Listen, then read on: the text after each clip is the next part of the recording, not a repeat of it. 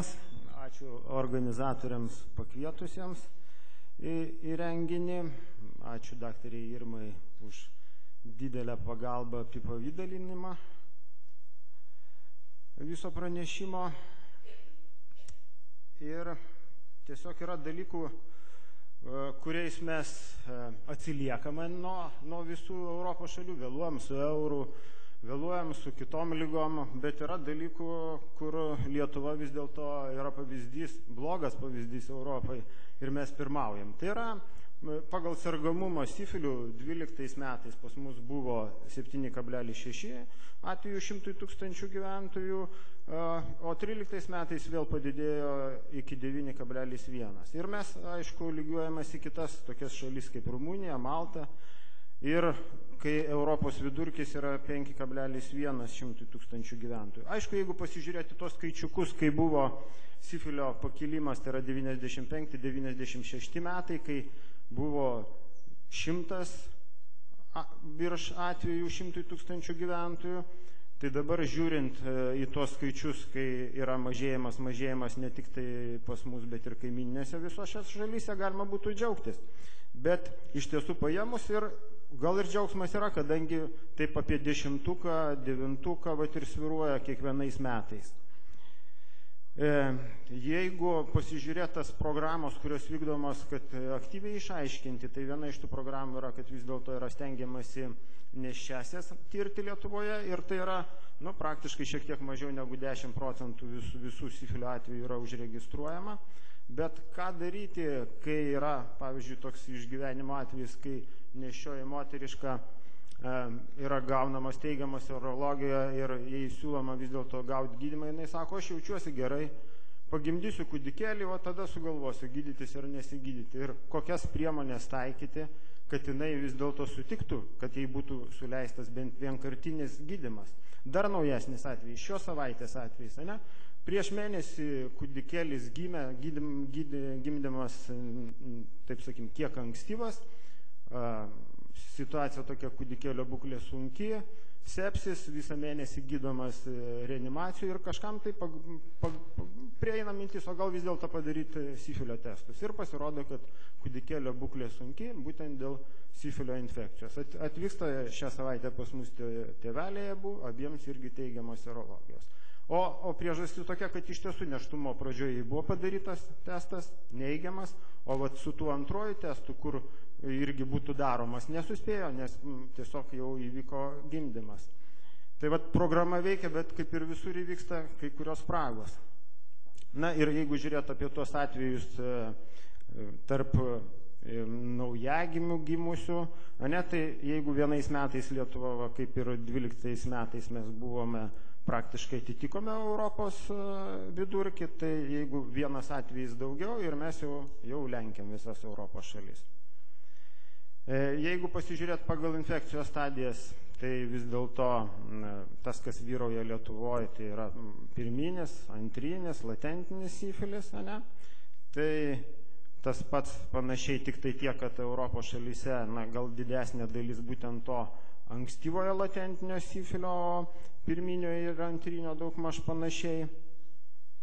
Tai pagal amžiaus grupės, tai kaip ir visose lytiškai plintančiose lygose vyrauja vis dėlto seksualiai aktyvūs žmonės, tai yra nuo 20 metų amžiaus ir kiek vyresni. Ir sergamumas jaunimo tarpe, jeigu pasižiūrėt, tai jisai vis dėlto vėl didesnis nuo 25 iki 29 metų. Nors atrodytų 20-24 metų sergamumas mažėjantis.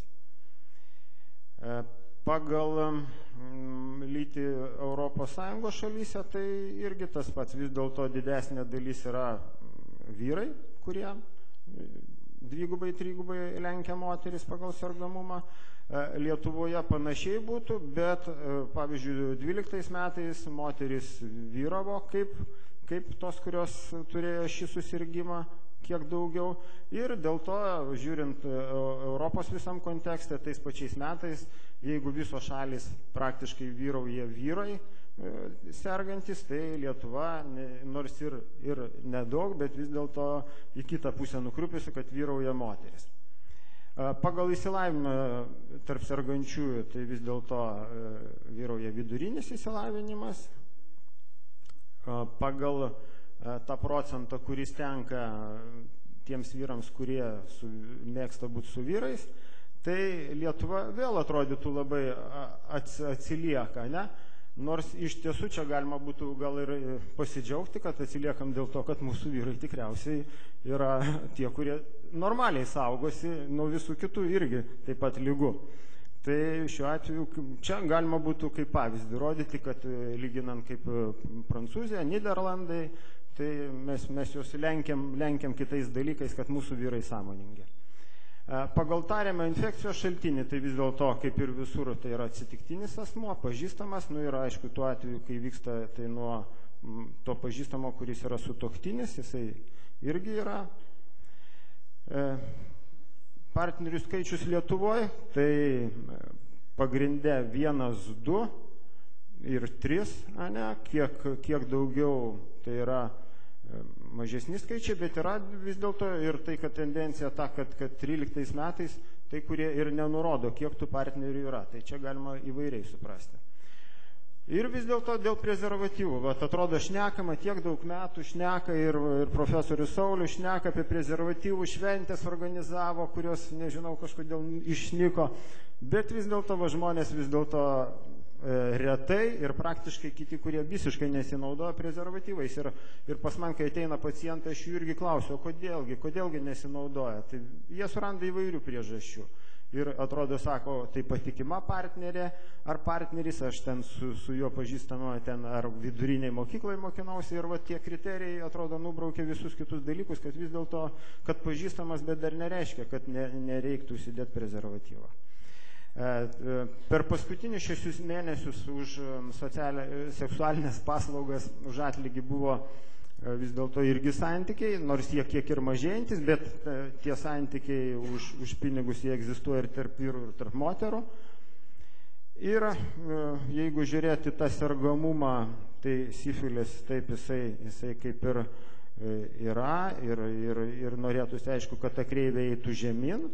Ta kreivė, kuri atspindėtų gonorėją, jinai eina žemyn, bet kai mes sakom, tos bangos, jos kars nuo karto ateina ir kažkada tai vis dėlto tikriausiai ateis ta banga, kai ir vėl sukils sifilis.